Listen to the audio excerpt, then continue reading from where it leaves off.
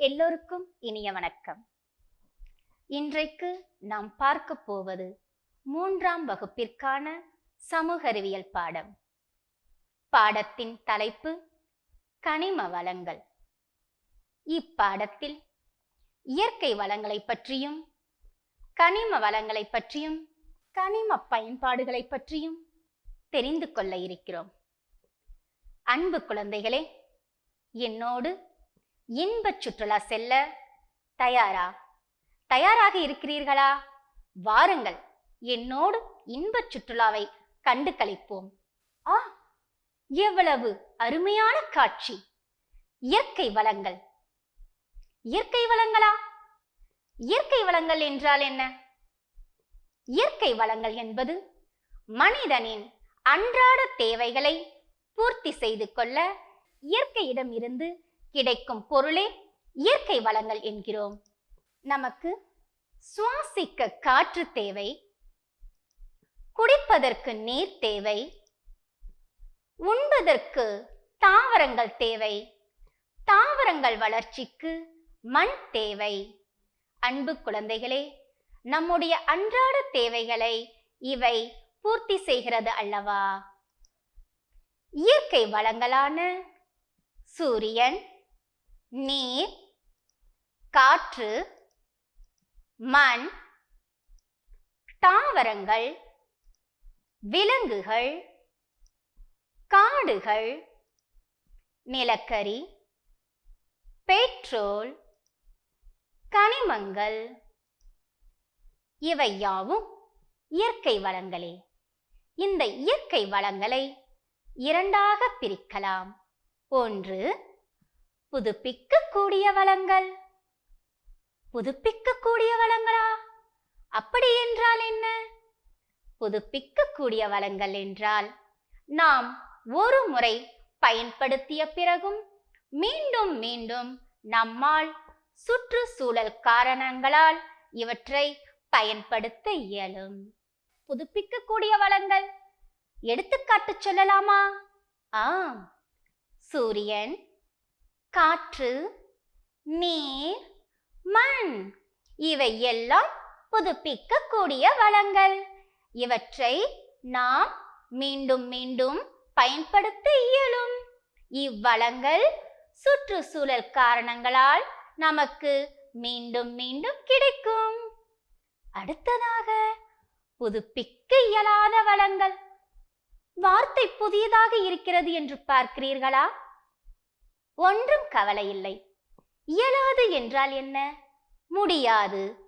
ஆம், இவ்வளங்களை நாம் அதிகமாக பயன்படுத்த இயலாது.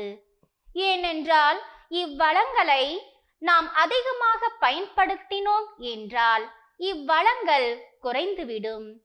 சுற்றுச்சூழல் காரணங்களால் இவற்றை புதுப்பிக்க இயலாது. அவ்வாறு நாம் புதுப்பிக்க நினைத்தாலும் இவ்வளங்கள் உருவாக பல நூறு ஆண்டுகள் தேவைப்படும். எவையெல்லாம் புதுப்பிக்க இயலாத வளங்கள் பார்ப்போமா? பாருங்களேன். நிலக்கரி, பெட்ரோல், கனிமங்கள், காடுகள் இவையெல்லாம் புதுப்பிக்க இயலாத வளங்கள். அன்பு குழந்தைகளே, புரிந்து கொண்டதா? புதுப்பிக்க இயலாத வளங்களை நாம் சிக்கனமாக பயன்படுத்தணும். தெரிஞ்சுக்கிட்டீங்களா? ஆம், இப்பொழுது நாம் இயற்கை வளங்களை பற்றி ஒவ்வொன்றாக பார்ப்போமா? இவை நமது அன்றாட வாழ்க்கையின் தேவைகளை எவ்வாறு பூர்த்தி செய்கிறது, நாம் எவ்வாறு இயற்கையோடு இயந்து இருக்கிறோம் என்பதை தெரிந்து கொள்வோமா? அன்பு குழந்தைகளே, வாருங்களேன். சூரியன் ஓர் இயற்கை வளம். பெயரை கேட்டவுடனே புல் அரிக்கிறதல்லவா? சூரியனிடம் இருந்து கிடைக்கும் சக்தியதான் சூரிய ஆற்றல்னு சொல்றோம். தாவரங்கள் சூரியனிடம் இருந்து சூரிய சக்தியை பெற்று தமக்கு தேவையான உணவை தாமே ஒளிச்சேர்க்கை மூலமா தயாரித்துக் கொள்ளுது. அடுத்ததாக காற்று. காற்று ஓர் இயற்கை வளம். வீசுதே வீசுதே தென்றல் காற்று வீசுதே. ஆம், பெயரை கேட்டவுடனே உடலெல்லாம் சிலிர்க்கிறது. காற்று நமக்கு எவ்வாறு பயன்படுகிறது? காற்று, நாம் சுவாசிக்க காற்று தேவை. நமக்கு மட்டுமா? தாவரங்கள், விலங்குகள் சுவாசிக்கவும் காற்று தேவை. தாவரங்கள், விலங்குகள் வளர்ச்சிக்கு காற்று இன்றி அமையாததாக இருக்கிறது. உணர்ந்து கொண்டீர்களா? அடுத்ததாக நாம் பார்க்க இருக்கும் ஓர் அற்புதமான வளம் நீர். நீர் ஒரு இயற்கை வளம். நீர் என்று பெயரை கேட்டவுடனே என் காதுகளில் தேன் வந்து பாய்கிறது. ஏனென்றால் நீரின் பயன்கள் எண்ணற்றவை தெரியுமா? நம்முடைய அன்றாட வாழ்க்கையில் நீரின் பயன்களை சொல்லிக்கொண்டே போகலாம். அன்பு குழந்தைகளே, நீரின் பயன்கள் சிலவற்றை கூறுங்கள் பார்ப்போம். எஸ், நீங்க சொன்ன பதில் ரொம்ப பிரமாதமா இருக்குது. நீரின் பயன்கள்: நீர் குடிப்பதற்கு தேவை, சமையல் செய்வதற்கும் நீர் தேவை, பாத்திரங்களை தூய்மைப்படுத்தவும் வீடுகளை தூய்மைப்படுத்தவும் நீர் தேவை, தாவரங்களுக்கும் விலங்குகளுக்கும் நீர் தேவை. நீர் நம்முடைய அன்றாட வாழ்க்கையில் இன்றி அமையாததாக இருக்கிறது. நீர் ஓர் அற்புதமான இயற்கை வளம் என்பதை உணர்ந்து கொண்டீர்களா? மண். மண் என்ற வார்த்தையை கேட்டவுடனே மணமணக்கும் மண் வாசனை. மண் ஓர் இயற்கை வளம். மண் தாவரங்கள் வளர்வதற்கு ஆதாரமாக இருக்கிறது. தாவரங்கள் ஊன்றி வளர மண் தேவை. மண்ணில் ஏராளமான கனிம வளங்கள் நிறைந்திருக்கிறது. கனிம வளங்களா? பெயர் புதியதாக இருக்கிறது என்று பார்க்கிறீர்களா? அன்பு குழந்தைகளே, பூமியில் ஏராளமான கனிம சத்துக்கள் நிறைந்திருக்கிறது. கனிம சத்துக்கள் எவையெல்லாம்? கனிம சத்துக்கள், சில கனிமங்களின் பெயர்களை கூறுங்களேன் பார்ப்போமா? ஆம், பூமியில் இரும்பு சத்து, தாமிரம், தங்கம், பாக்சைட், பொட்டாசியம், துத்தநாகம் போன்ற கனிமங்கள் நிறைந்து இருக்கிறது. இந்த சத்துக்கள் அனைத்தும் நமக்கு தாவரங்கள் தயாரிக்கின்ற உணவு மூலம் கிடைக்கிறது. அற்புதமான ஒரு இயற்கை வளத்தை பார்க்க இருக்கிறோம். அவை என்னவா? வாருங்களேன். அவைதான் காடுகள். காடுகள். காடுகளின் பெயரை கேட்டவுடன் காடுகளின் நினைவுகள் நம் முன்னே வந்து செல்கின்றனவல்லவா? காடுகளின் பயன் எண்ணற்றவை. காட்டு வளமே நாட்டு வளம் என்று நாம் அறிந்திருக்கிறோம் குழந்தைகளே. காடுகளிடம் இருந்து நமக்கு கிடைக்கின்ற பொருள்கள் எண்ணற்றவை. நமக்கு உணவு, உடை, இருப்பிடம் இவை அனைத்தையும் தருவது காடுகளே. காடுகள் இருந்தால்தான் மழை பொழியும். காடுகள் இருந்தால்தான் தூய்மையான காற்று கிடைக்கும். நமக்கு மட்டுமல்ல, விலங்குகளுக்கும் வாழ்விடமாக அமைவது இந்த காடுகள் தான். நன்கு உணர்ந்து கொண்டீர்களா அன்பு குழந்தைகளே? காடுகளில் இருந்து கிடைக்கும் மரத்தால் ஆன பொருட்களை இப்பொழுது பார்ப்போம். மரத்தினால் நாம் வீடுகளை கட்ட பயன்படுத்துறோம். நம்ம வீட்டு உபயோக பொருட்கள் தயாரிக்கிறதுக்கும் இந்த பொருட்களை தயாரிக்கிறதுக்கு நமக்கு காடுகள் மிகவும் பயனுள்ளதாக அமைகிறது. மனிதன் இயற்கையை சார்ந்து வாழ்கிறான். ஆம், நேர் அடியாகவோ மறைமுகமாகவோ நாம் இயற்கையை சார்ந்துதான் வாழ்ந்து கொண்டிருக்கிறோம். எவையெல்லாம் நம் வாழ்க்கையின் அன்றாட தேவைகளை பூர்த்தி செய்கிறதோ அவை எல்லாமே இயற்கையிடமிருந்து கிடைக்கும் பொருள்தான். பூமியில் கிடைக்கும் அற்புதமான ஓர் வளத்தை நாம் இப்பொழுது பார்க்க இருக்கிறோம். அன்பு குழந்தைகளே, பூமியின் மேற்பரப்பில் காணப்படும் இயற்கை வளங்களான சூரியன், நீர், காற்று, மண், தாவரங்கள், காடுகள் இவையெல்லாம் நமக்கு எவ்வாறு பயன்படுகிறது என்பதை அறிந்தோம் அல்லவா? அதேபோல் பூமியின் அடியிலும் நிறைய வளங்கள் இருக்கிறது.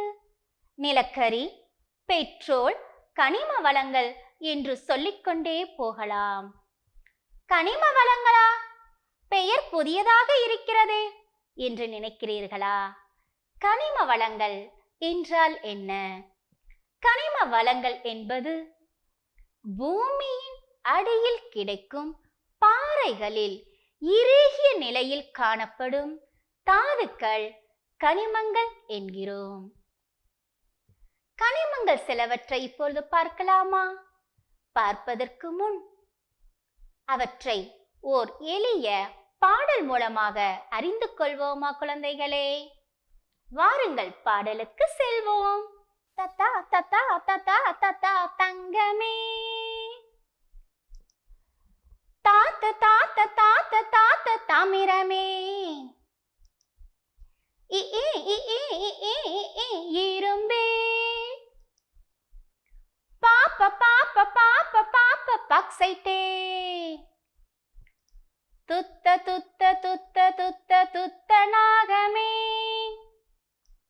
பொப்ப பொப்ப பொப்ப பொப்ப பொட்டாசியமே. கனிம வளங்களாம், கனிம வளங்களாம், பூமியின் பொக்கிஷம் கனிம வளங்களாம், நாட்டின் முன்னேற்றம் கனிம வளங்களாம், கனிம வளங்கள் தான் நாட்டின் முன்னேற்றம். பாதுகாப்போம், பயன்படுத்துவோம், கனிம வளங்களை கண்டுகளிப்போம்.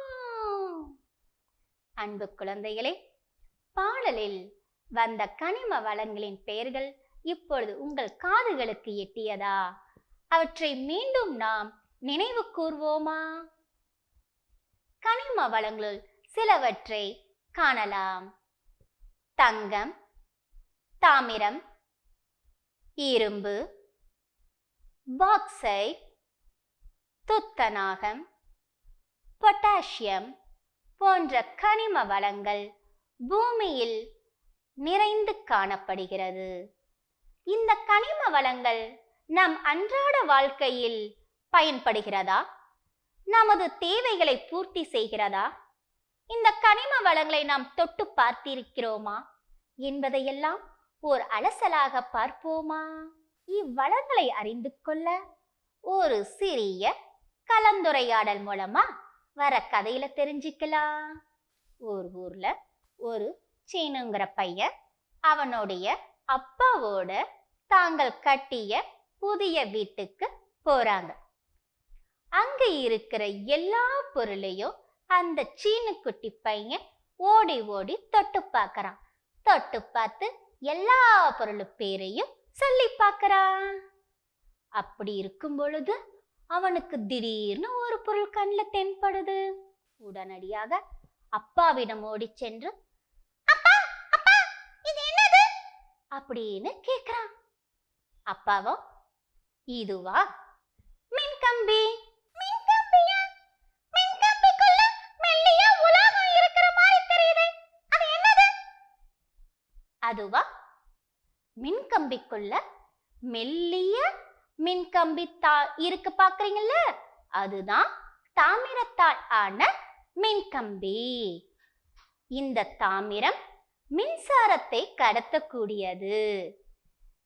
முதலாக பயன்படுத்தப்பட்ட உலோகம் எதுனாலும் தாமிரம் தான்.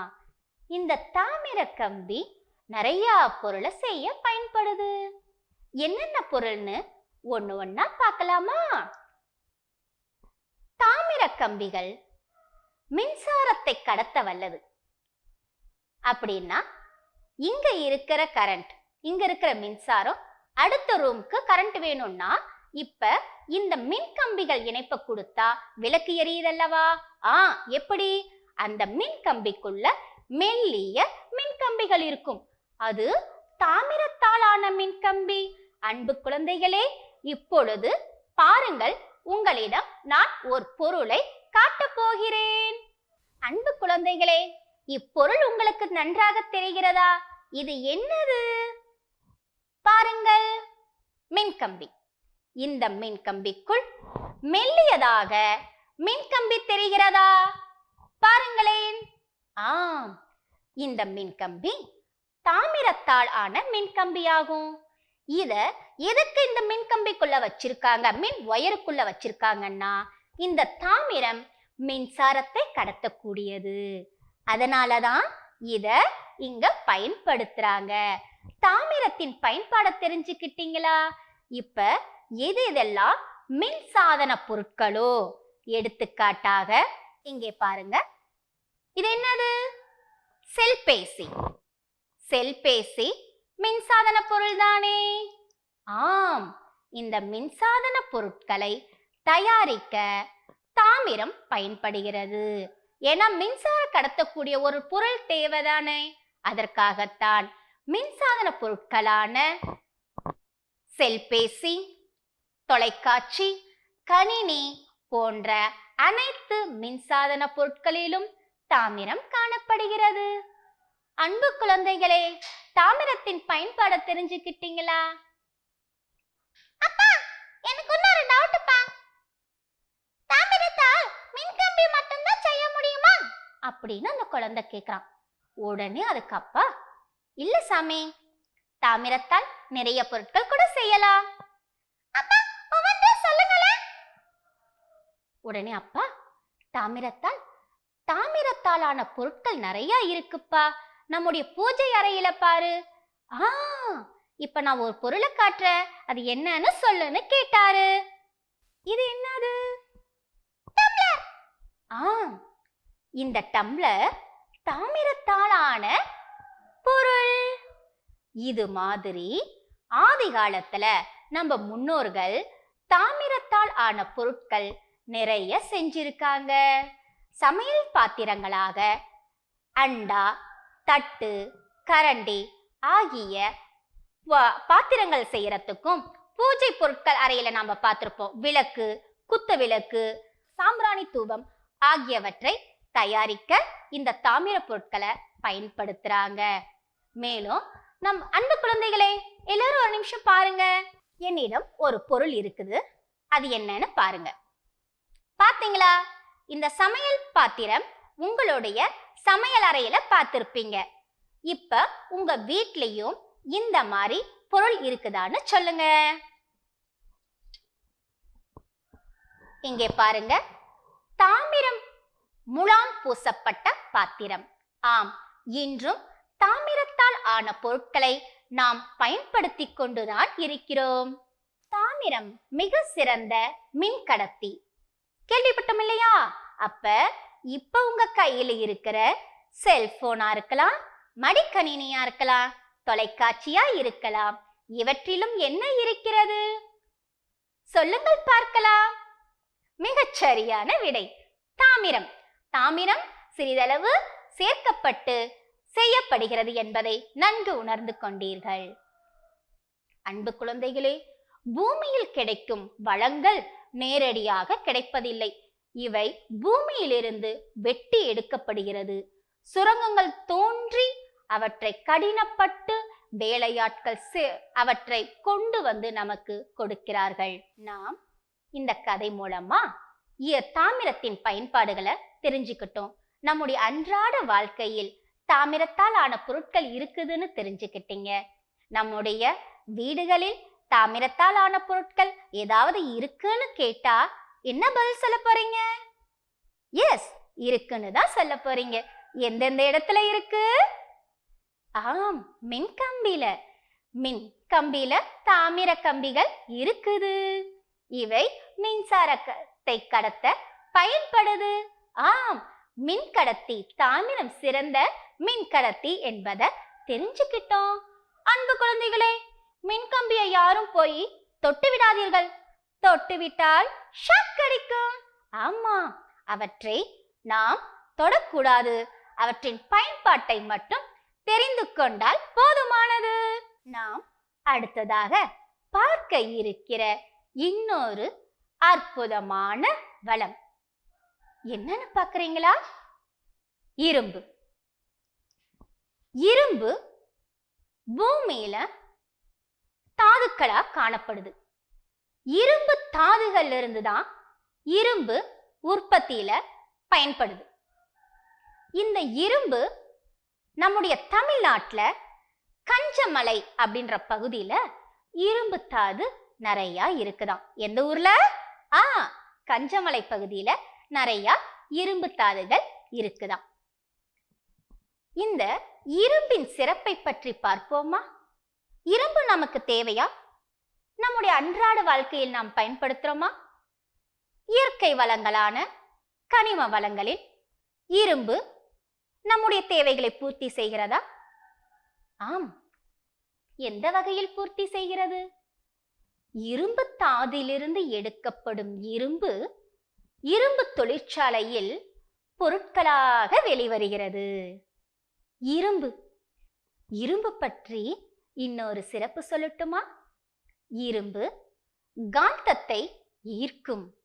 எங்கேயாவது காந்தம் இருந்துச்சுன்னா அது பக்கம் இருக்கிற இரும்பு பொருளை உடனடியாக ஈர்த்து கொள்ளும், ஒட்டிக்கொள்ளும்.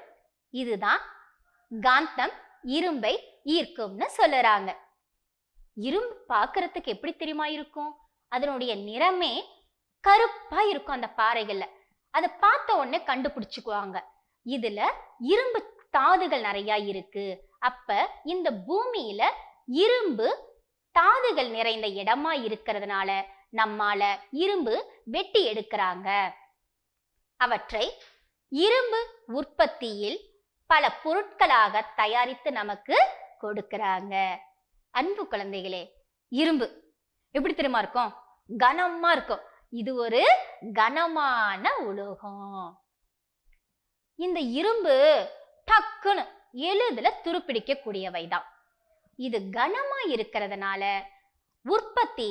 இரும்பு உற்பத்தியில யோசிக்கிறாங்க, இத வச்சு என்னென்ன பொருட்களை தயாரிக்க முடியும், இது பொருளால நமக்கு பயன்படுமா, இவற்றை எங்கையெல்லாம் நம்ம பயன்படுத்தி இருக்கோம் அப்படின்னு சொல்லி பார்க்கலாம்.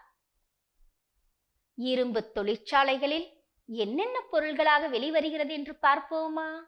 ஆம், கருவிகள், வாகனங்கள், இயந்திரங்கள், ரயில் தடங்கள், கப்பல்கள், கட்டிடங்கள், காகித கிளிப்புகள், ஆணி போன்ற பொருட்கள் தயாரிக்க இரும்பு பயன்படுது. இரும்பை கொண்டு முதலாக அவர்கள் உருவாக்கிய கருவி என்னன்னு பார்த்தோம்னா வெப்பன்ஸ். ஏதாவது மரத்தை வெட்டுறதுக்காகவோ இல்ல பழங்களை வெட்டுவதற்காக ஈட்டிகளாக நிறைய கருவிகளை செஞ்சாங்க. நம்ம வீட்லயும் இரும்பாலான கருவிகள் இருக்கா? அன்பு குழந்தைகளே, கொஞ்சம் பார்த்து சொல்லுங்களேன். இருக்கிறது. தோசை சட்டியை பார்த்திருக்கீங்களா? அந்த தோசை சட்டி இருக்கு இல்லையா, கருப்பு கலர்ல ஒரு கடாய், அதுவும் இரும்பாலான பொருள் தான். அன்பு குழந்தைகளே, உங்களுக்கு பலகாரங்கள் பிடிக்குமா? இந்த பலகாரம் செய்யக்கூடிய பாத்திரங்கள் பார்த்திருப்பீங்க இல்லையா, அந்த பாத்திரங்களும் இரும்பால் ஆனவை. மேலும் இந்த இரும்பை கொண்டு போக்குவரத்து சாதனங்களான கனரக வாகனத்தை தயாரிக்கிறாங்க. ஸ்ட்ராங்கா இருக்கணும் இல்லையா? எல்லோரும் இரும்பு கம்பிகளை பார்த்திருக்கீங்களா? இந்த இரும்பு கம்பியை கொண்டு பெரிய பெரிய கட்டிடங்கள், நம்முடைய வீடுகள் கட்டவும் இவை பயன்படுகிறது. அன்பு குழந்தைகளே, இந்த காகித கிளிப் பாருங்களேன். இந்த காகித கிளிப் நம்முடைய அன்றாட வகுப்பறையில் பயன்படுது. ஒரு பேப்பர் இன்னொரு பேப்பரோட சேர்த்துனா ஸ்டேப்லர் பின் பண்றோம் இல்லையா, அப்படி இல்லைனா இந்த கிளிப் போடுறோம் இல்லையா, இவையும் இரும்பால் ஆனவை. இரும்புக்கு ஒரு சிறப்பம்சம் என்னன்னா, இரும்பாலான பொருட்கள் எது எப்படின்னு நம்ம கண்டுபிடிக்கணும்னா பாருங்க, காந்தம் இரும்பை ஈர்த்து கொள்ளும். ஒட்டிக்கிச்சா ஈர்த்து கொண்டதா? இது இரும்பின் இன்னொரு சிறப்பாகும். அன்பு குழந்தைகளே, இரும்பின் பயன்பாடு இன்னும் எண்ணற்றவை, சொல்லிக்கொண்டே போகலாம். வாகனங்கள் தயாரிப்பதற்கும், கப்பல்கள் கட்டுவதற்கும், ரயில் தடங்கள் செய்வதற்கும் இந்த இரும்பு பயன்படுகிறது. அடுத்தது நாம பார்க்க போற ஒரு முக்கியமான உலோகம் தங்கம். விலை மதிப்பு மிக்கது. நாம் கர்நாடகா மாநிலத்தில் கோலார் தங்கச் சுரங்கம் இருக்கு. அங்க இருந்து இந்த தங்க தாதுகளை வெட்டி எடுக்கிறாங்க. இந்த தங்க தாதுகளில் இருந்து தங்கம் பிரித்தெடுக்கப்படுகிறது. தங்கம் விலை உயர்ந்த உலோகமாகும். தங்கம் மூலம் என்னென்ன செய்றாங்கன்னு பார்க்கிறோம். தங்கம் மூலமாக தங்க நகைகள் தயாரிக்க பயன்படுகிறது. மேலும் இந்த தங்கமும் மின்சாரத்தை கடத்தக்கூடியது. ஆகவே மின்சாதன பொருட்களான செல்பேசி, தொலைக்காட்சி, கணினியிலும் சிறிதளவு தங்கம் சேர்க்கப்படுகிறது. அன்பு குழந்தைகளே, இப்பொழுது நன்கு புரிந்து கொண்டீர்களா? தங்கத்தின் பயன்பாடுகளையும் தாமிரத்தின் பயன்பாடுகளையும் இரும்பின் பயன்பாடுகளையும். இவையெல்லாம் நமக்கு நம்முடைய தேவைகளை பூர்த்தி செய்யக்கூடியதாக அமைகிறது. இயற்கை வளங்களிலிருந்து கிடைக்கக்கூடிய அனைத்து பொருட்களையும் நேரடியாகவோ மறைமுகமாகவோ மனிதனின் தேவையை பூர்த்தி செய்து கொள்கிறது என்பதை அறிந்து கொண்டோம் அல்லவா? இப்ப இதிலிருந்து உங்ககிட்ட ஒரு சின்ன கேள்வி கேட்க போறேன். பதில் சொல்ல தயாரா? உங்களுக்கு தெரிந்த கனிம வளங்கள் சிலவற்றை கூறுங்கள். மிகச் சரியான விடை தங்கம், தாமிரம், இரும்பு, பாக்சைட், துத்தநாகம், பொட்டாசியம். சிறப்பு. இரும்பாலான பொருட்கள் உங்கள் வீட்டில் ஏதேனும் இருக்கிறதா? நன்றி, சிறப்பாக சொன்னீர்கள். கத்தி, அருவாள், கொடுவாள். சூப்பர். அன்பு குழந்தைகளே, நீங்க இன்னைக்கு என்ன செய்ய போறீங்கன்னா, நீங்க இன்று என்னென்ன இயற்கை வளங்களை பயன்படுத்தி இருக்கீங்க? எடுத்துக்காட்டாக நீரா இருக்கலாம், காற்றா இருக்கலாம், உணவா இருக்கலாம். என்னென்ன பயன்படுத்தி இருக்கிறீர்களோ அதை ஒரு பேப்பர்ல எழுதிட்டு வாங்க. மேலும் தாமிரத்தின், இரும்பின், தங்கத்தின் பயன்களை தெரிந்து கொண்டீர்கள் அல்லவா? இயற்கை வளங்களை பற்றி அறிந்து கொண்டீர்கள் அல்லவா? ஆம் குழந்தைகளே, இவற்றை பற்றி உங்கள் பெற்றோரிடமும் நண்பர்களிடமும் கலந்துரையாடி மகிழ்க. ஏனென்றால் நாம் இயற்கையை சார்ந்து கொண்டுதான் இருக்கிறோம். இயற்கையால ஆன பொருள்கள் அனைத்தும் நமக்கு பயன்படுகிறது. கனிம வளங்களை பற்றி நன்றாக அறிந்து கொண்டீர்களா? மீண்டும் உங்களை அடுத்த வகுப்பறையில் சந்திக்க வருகிறேன். நன்றி, வணக்கம். பாய் குட்டீஸ்.